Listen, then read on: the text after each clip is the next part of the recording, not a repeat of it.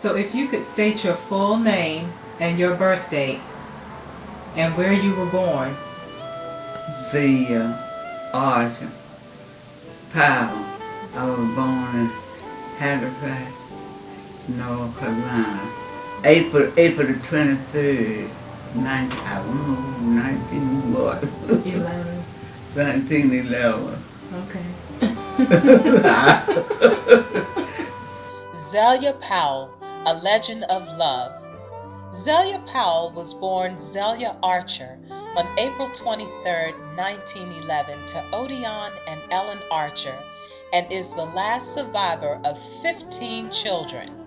O.D. and Samuel and Claire And sisters?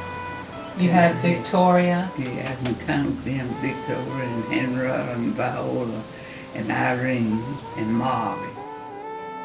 Raised in Scotland Neck, North Carolina, Zelia's mother, Ellen, was a homemaker, and her father, Odeon Lowe, or O.D. as he was also called, was a sharecropper and well-respected deacon at their home church in Scotland Neck.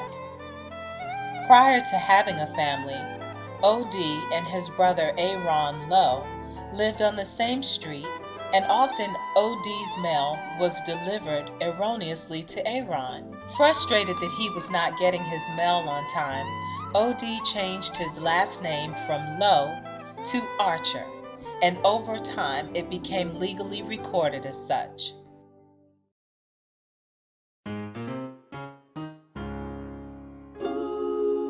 The Archer family valued Christian principles and as such attended church regularly at Cedar Creek Baptist Church.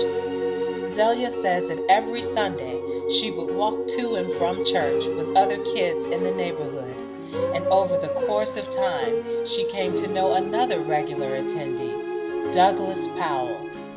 Zelia and Douglas, or Dougley as she calls him, courted for a year before they were married. They continued to live in Scotland Neck, where they gave birth to 3 children, William, Joanne, and Adolph. I come in Richmond when the war first started, World War I. Douglas worked on a farm until in 1941, the signs of the First World War turned the need for male workers in another direction. Yeah, they're going to take him to war. And he come up here and got a job and working up here. See, need men up here in Richmond to work. And that's when he and Robin them come up here and got a job, keep them going through the war. Dougley heard the jobs were plentiful in Richmond, Virginia, and quickly moved his family to the Churchill area of Richmond to avoid being drafted. William was just entering elementary school, and Adolph and Joanne were just babies then. Dougley found employment working for a pork processing plant, slaughtering and preparing hogs to be shipped overseas to feed the soldiers at war. Zelia immediately went to work as a tobacco stemmer at the Lucky Strike Tobacco Factory. As this was seasonal work, Zelia found additional employment as a tray girl at Johnston Willis Hospital. Yeah, Johnson River Hospital is still up West End. We up there on the south side. One of them out on the south side, Johnson River Hospital. Okay. I worked in the kitchen. Okay. I cooked in the kitchen there for so many years, a long time, yeah. Years later, Dougley died from a terrible head injury that left him hospitalized for weeks before his passing. But Zelia went on to become the head cook at Johnston Willis Hospital. Head cook in Johnson Willis. The accident, I don't think the accident I had. The steam, it went to open up the steam and the steam bust out on me. That's when I got burnt. My legs and things. So when I fell out in the flow, the water went on top of my leg. Throw me down and throw me down in the hot water. And you were in the hospital for a long time. Yeah, I was in the hospital for a good while. Zelia never considered dating or remarrying because she was more focused on working to take care of her family and was content in the life that she had with her children.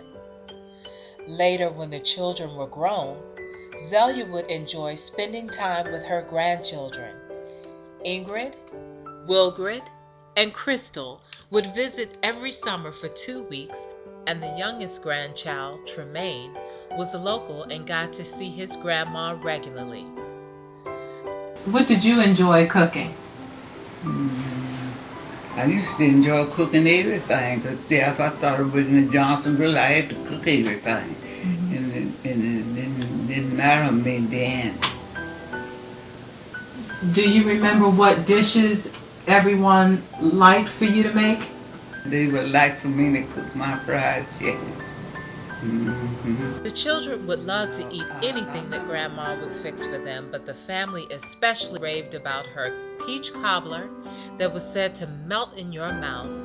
And though others tried, her home-style fried chicken could not be duplicated. It was 1972 when Zelia learned how to drive and her daughter Joanne gave her a car. She and her sister Victoria moved to a home on the north side of Richmond. She eventually retired. Retirement meant that Zelia had more time to dedicate to the community and to her church. What's the name of your church? Good Shepherd. Good Shepherd Baptist Church. How long have you been a member there? I don't know though. I joined that church when I first come in Richmond. Oh. Good Shepherd Baptist Church. It seemed that a world of new opportunities opened up to her, and she became busier in retirement than during her employment years. Zelia and her good friends would visit and care for the sick and shut-in. As a part-time floral designer at a local shop, she would bless others with her creations and could be found Saturday evenings adorning the sanctuary of Good Shepherd with flowers for Sunday services. Always finding ways to grow spiritually and interact with her church members, Zelia became a deaconess of the church and served on the usher board for many years. She traveled annually to Baptist conventions throughout the United States, and she regularly attended prayer meetings and Bible classes at church. In her late 80s and early 90s, Zelia took classes to learn how to make beautiful ceramic figurines.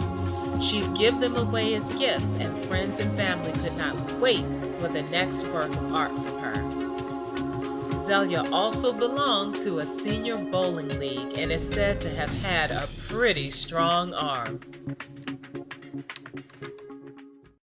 So by the time this video comes out, we'll be celebrating you turning 100 years old.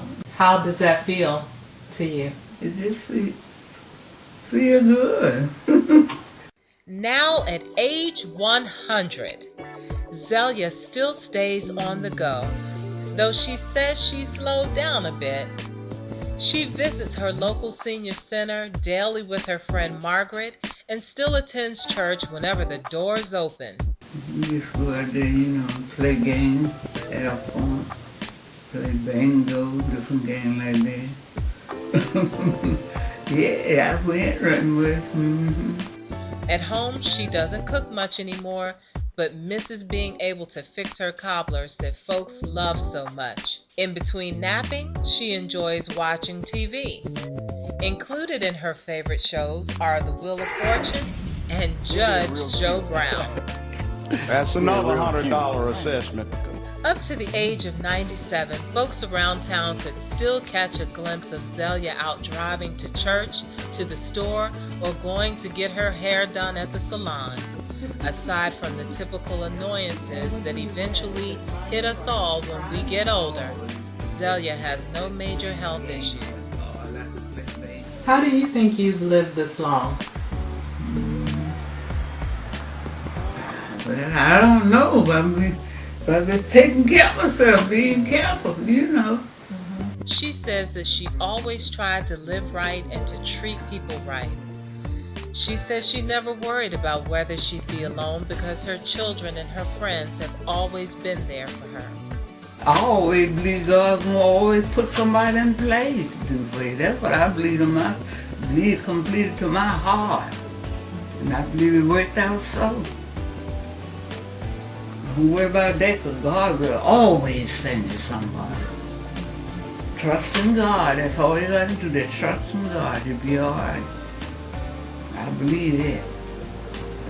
Zelia is adored by her 3 children, 4 grandchildren, 8 great-grandchildren, and 3 great-great-grandchildren, and serves as an inspiration to us all to always serve God, live life to its fullest, and to remember, be kind to others. Happy 100th birthday, Zelia Powell, a legend of love.